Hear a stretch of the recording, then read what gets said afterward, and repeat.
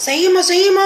Son las 19 horas con 27 minutos en toda la República Oriental del Uruguay. Nico Baroli. Bueno, yo siempre me tranco. Nico Baroli, ahora sí. Bien, Nico. Muchas gracias, Nico.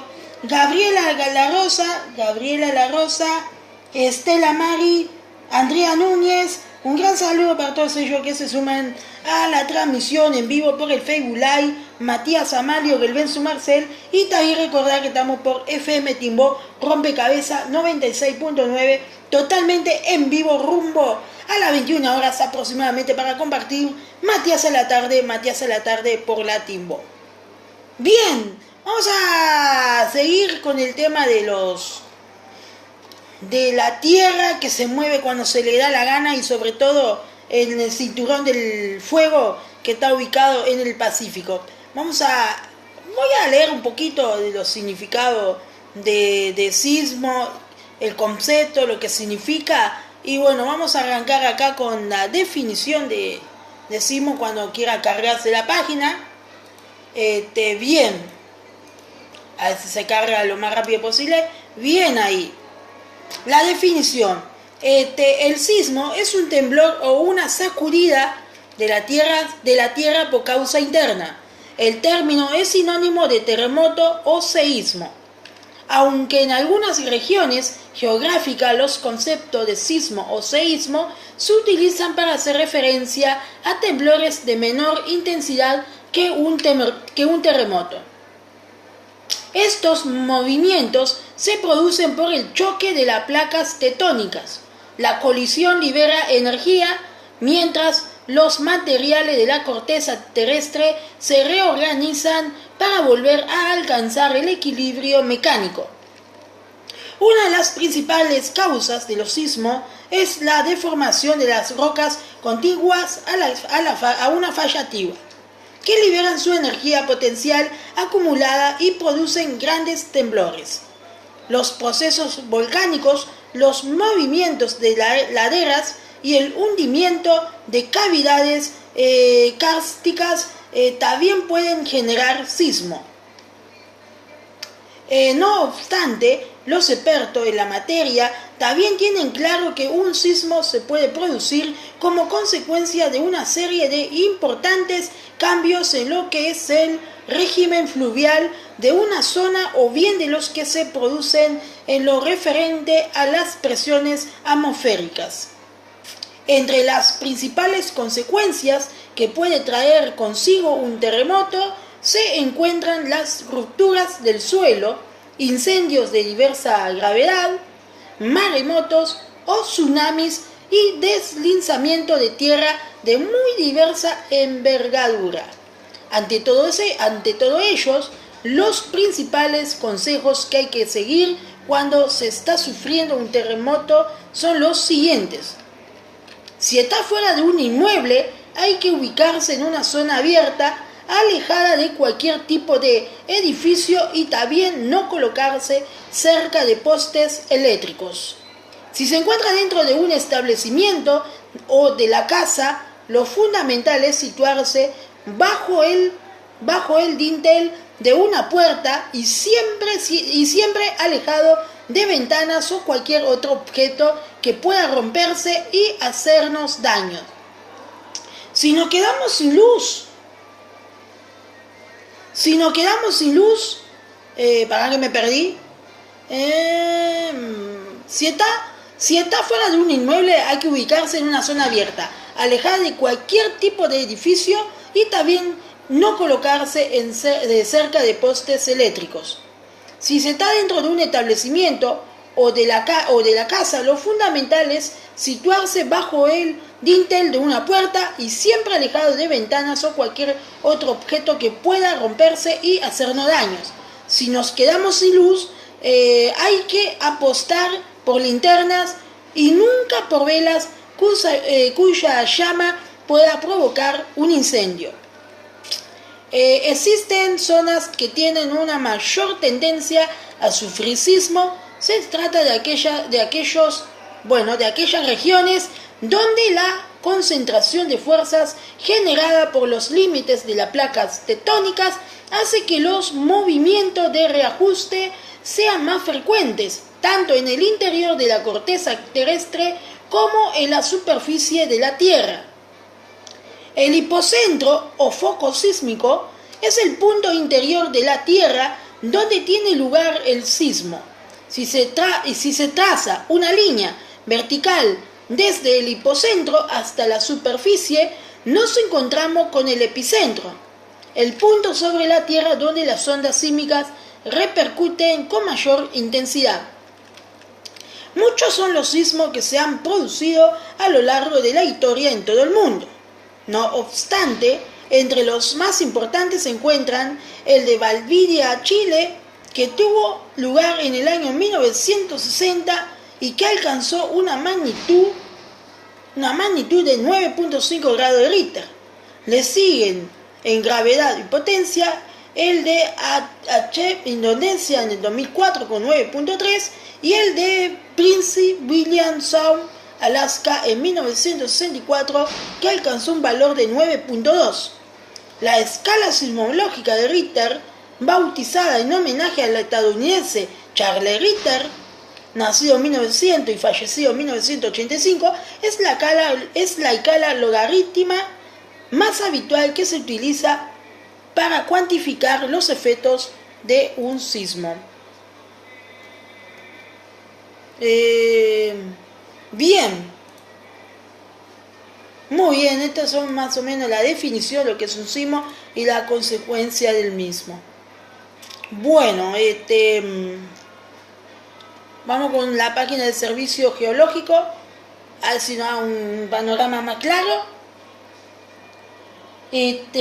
Seguimos. Bueno, esto del Servicio Geológico Mexicano de México, que dice lo siguiente: sismo causa características e impactos. Sismo, temblor y terremoto son términos usuales para referirse a los movimientos de la corteza terrestre. Sin embargo, técnicamente hablando, el nombre de sismo es más utilizado.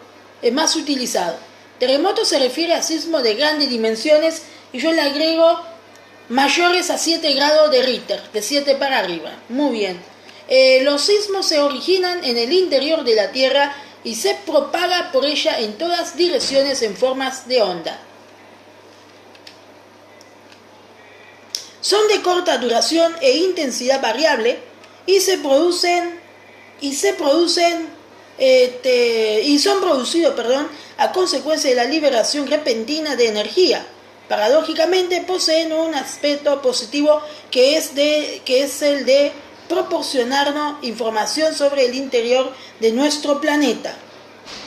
Actualmente, y gracias a la técnica conocida como tomografía sismológica o sísmica, se conoce con gran detalle el interior de nuestro planeta. Para información más detallada, bien. Causas. Aunque la interacción entre placas tectónicas es la principal causa de los sismos, no es la única. Cualquier proceso que pueda lograr grandes concentraciones de energía en las rocas puede generar sismo, cuyo tamaño dependerá, entre otros factores, de qué tan grande sea la zona de concentración del esfuerzo.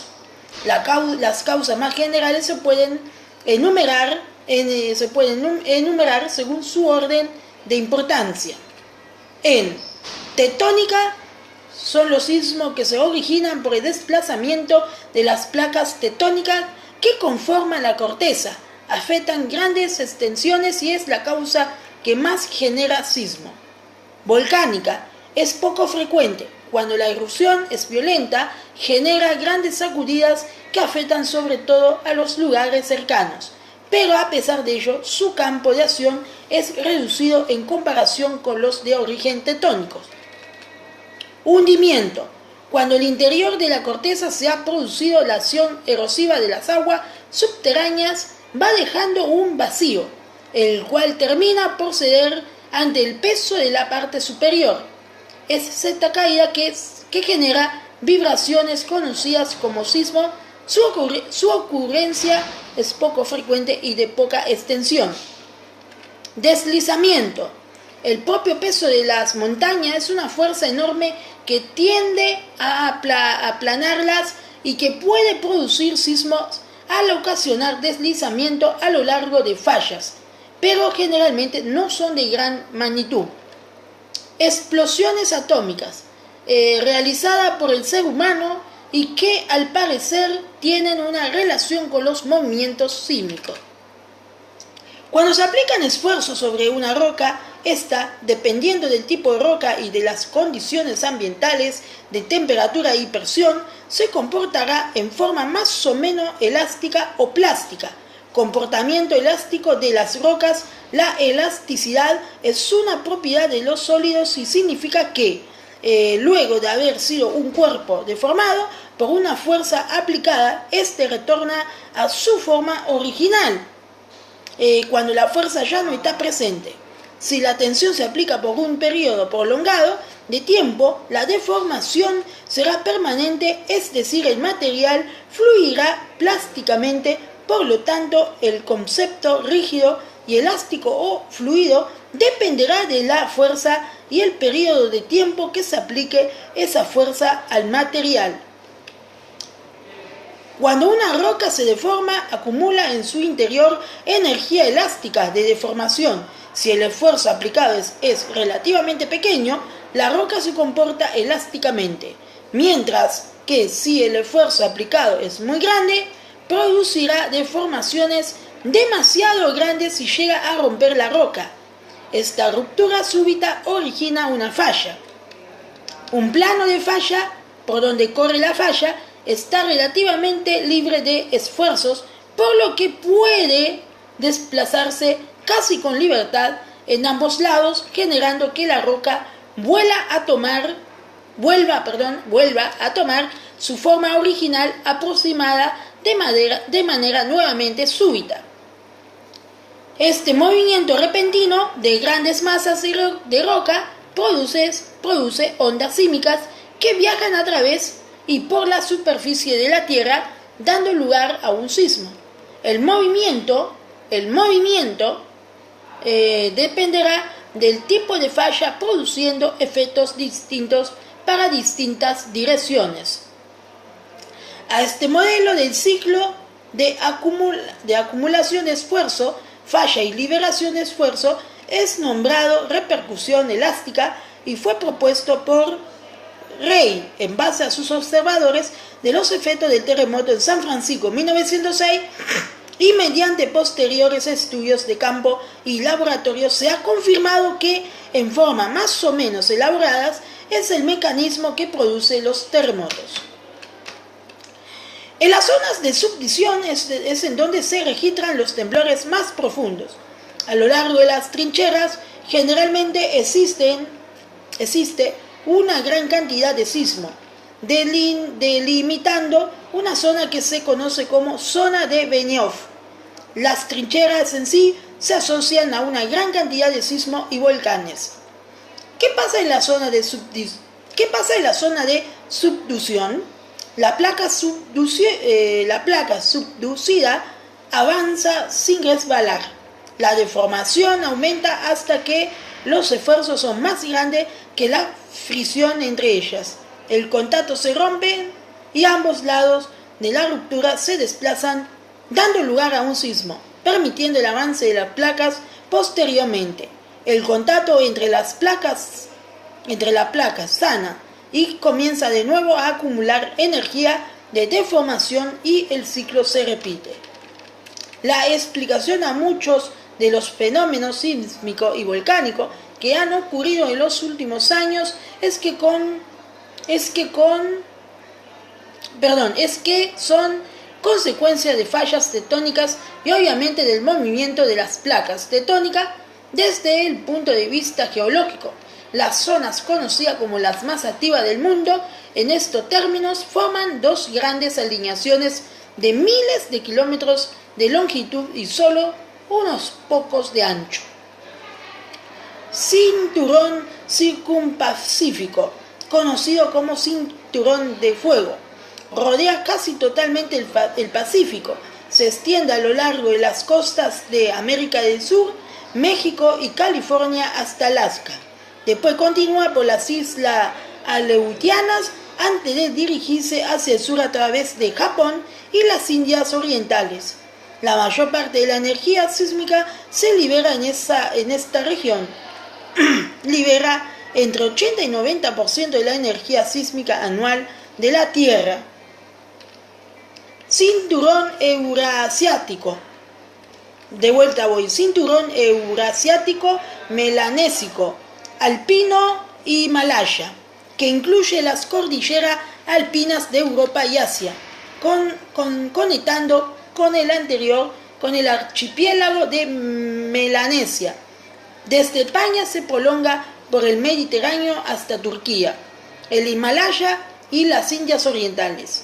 Esta inmensa falla se produce por las plataformas africana e india que se mueven hacia el norte, rozando levemente la plataforma eurasiática, aunque la energía liberada aquí es menor que en el del Pacífico. A lo largo de los años ha producido devastadores terremotos, como el ocurrido en China en 1976, donde murieron más de 650.000 personas. Una tercera región altamente sísmica la formaría la dorsal mesoatlántica, ubicada en el centro del Océano Atlántico. Bueno, hay regiones donde la actividad sísmica es casi nula o desconocida, la que pone en manifiesto que el peligro representado por los temblores es muy grande en ciertas regiones y casi nulo o insignificante en otras. Estudiando la distribución de los hipocentros de distintos terremotos que han tenido lugar a lo largo de la historia, se divide la superficie terrestre en tres zonas.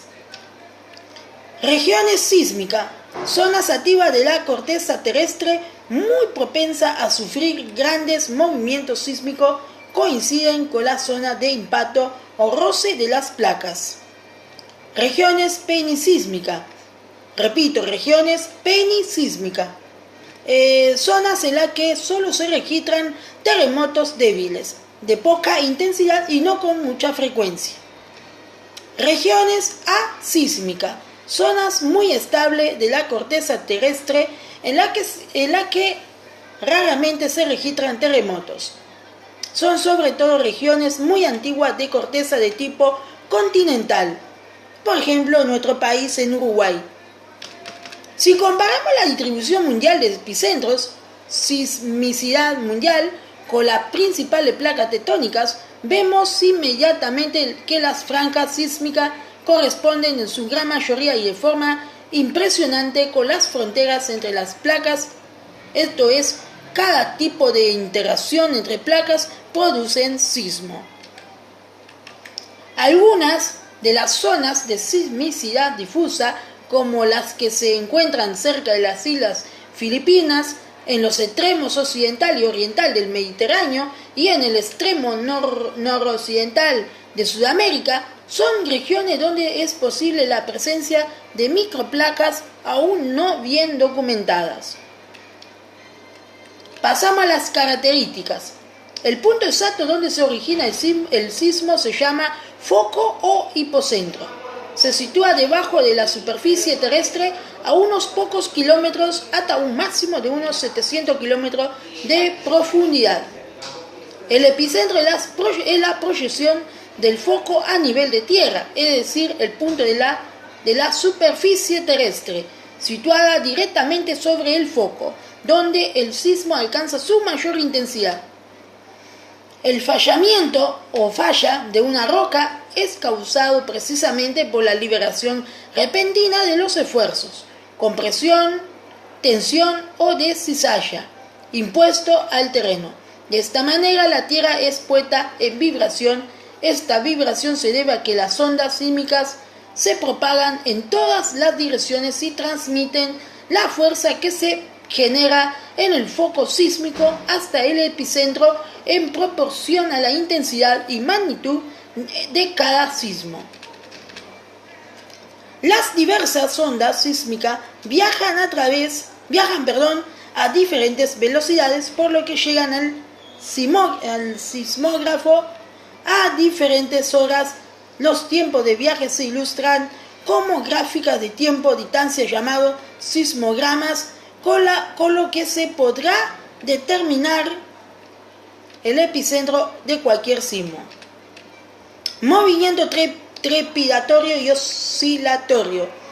Al generarse un temblor, las ondas sísmicas que se propaga en todas direcciones provocan el movimiento del suelo tanto en forma horizontal como vertical. En los lugares cercanos al epicentro, la componente vertical del movimiento es mayor que las horizontales y se dice que el movimiento es trepidatorio. Por el otro lado, al ir viajando las ondas sísmicas, las componentes se atenúan y al llegar a un suelo blando como el de la Ciudad de México, las componentes horizontales se amplifican y se dice que el movimiento es oscilatorio.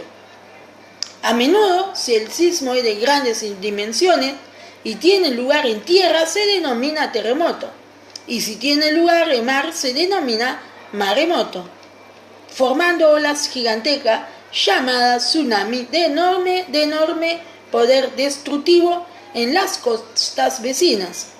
Al tiempo comprendido entre dos terremotos se le llama tiempo de recurrencia, y al lapso de calma menos sismo y de baja magnitud en un área donde han ocurrido macrosismos se le conoce como quietud sísmica.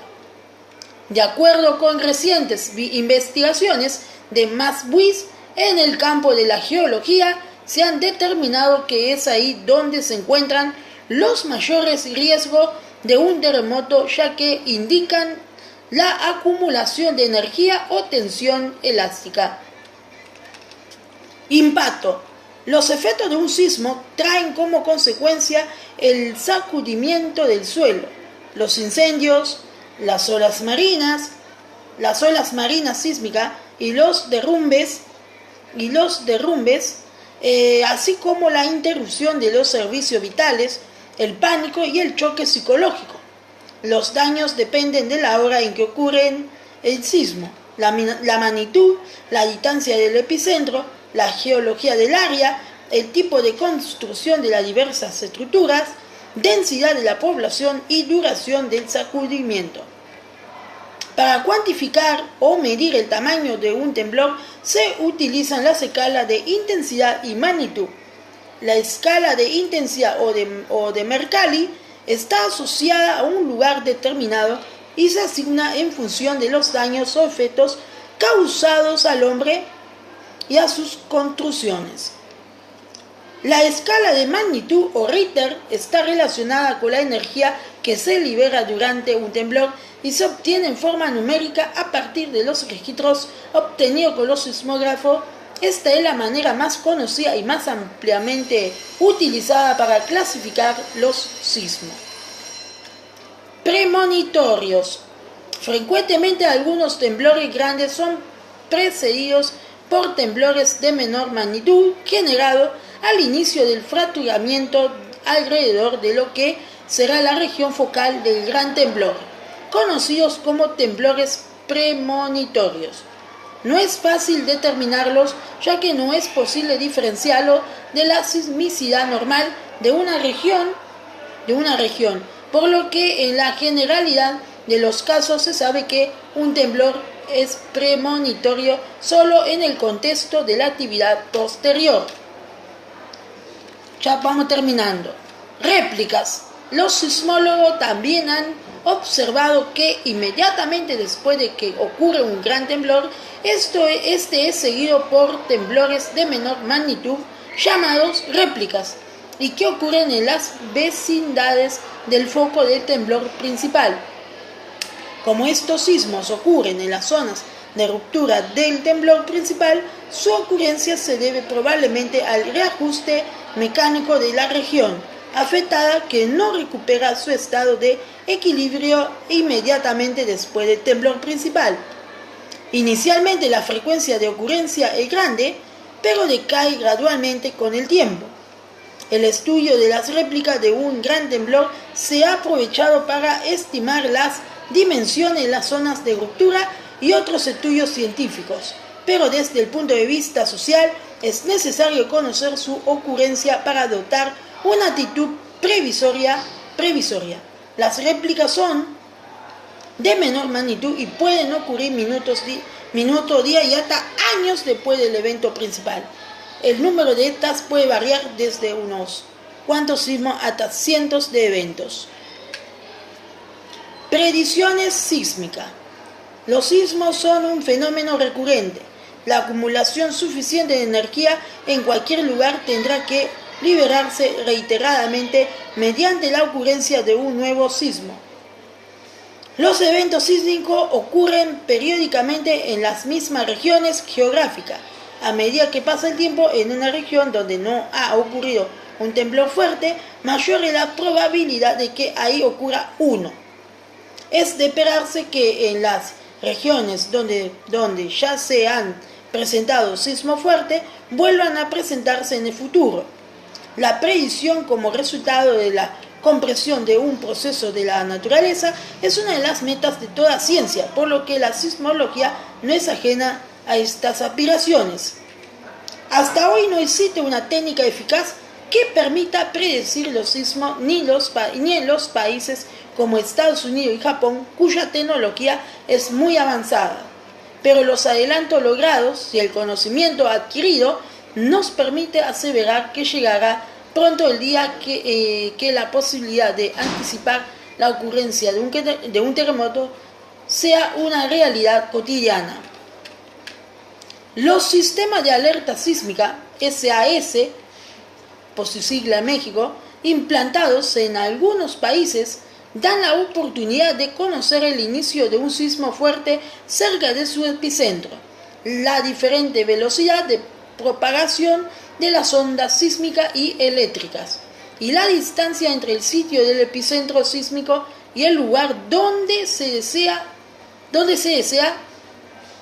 prevenir sus efectos. La eficacia de esa tecnología depende del resultado de las acciones como captar el sismo, pronosticar su magnitud e informar oportunamente a la población en riesgo para que responda adecuadamente. Todas estas acciones tienen posibilidad de fallas.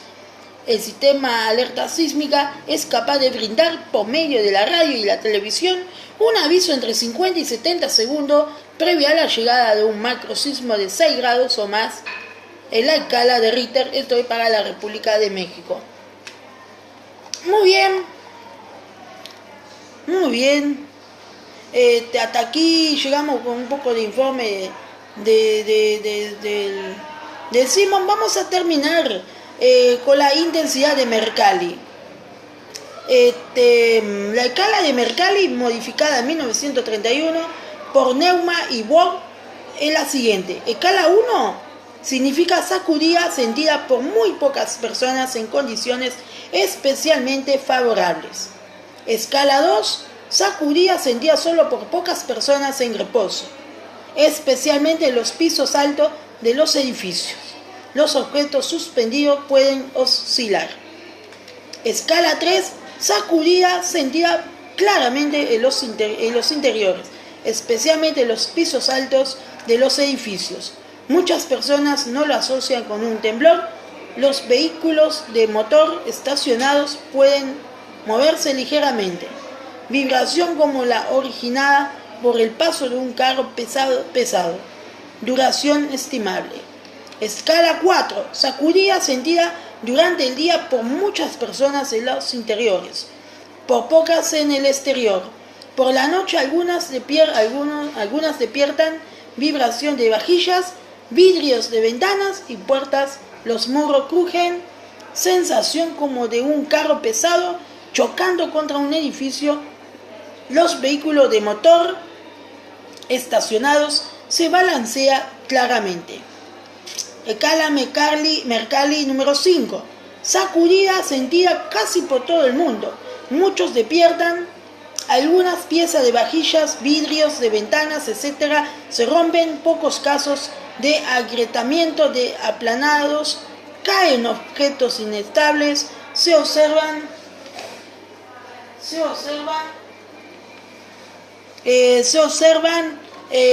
perturbaciones en los árboles, postes y otros objetos altos. Se detienen relojes de péndulo. Número 6. Sacudidas sentidas por todo el mundo. Muchas personas atemorizadas huyen hacia afuera. Algunos muebles pesados cambian de sitio. Pocos ejemplos de caída de aplanados o daños en chimeneas, daños ligeros. Número 7. Advertido por todos, la gente huye al exterior. Daños sin importancia en edificios de buen diseño y construcción. Daños ligeros en estructuras ordinarias bien construidas. Daños considerables en las débiles o mal planeadas. Ruptura de algunas chimeneas. Estimado por las personas conduciendo vehículos en movimiento. Escala Mercalli número 8. Daños ligeros en estructuras de diseños especialmente buenos. Considerable en edificios ordinarios, con derrumbe parcial. Grandes en estructuras débilmente construidas. Los muros salen de sus armaduras. Caída de chimeneas. Pilas de productos en los almacenes de las fábricas, columnas, monumentos y muros. Los muebles pesados se vuelcan. Arena y lodo proyectados en pequeñas cantidades. Cambio en el nivel del agua de los pozos. Pérdida de control de las personas que guían carros de motor o vehículos de motor. Vamos con la número 9 y nos quedan 4 grados de escala. Esta es la número 9. Daños considerables en la estructura de diseño bueno. Las armaduras de las estructuras bien planeadas se desploman. Grandes daños en los edificios sólidos con derrumbe parcial. Los edificios salen de sus cimientos. El terreno se agrieta notablemente. Las tuberías subterráneas se rompen. Escala Mercalli número 10. Destrucción de algunas estructuras de madera bien construida.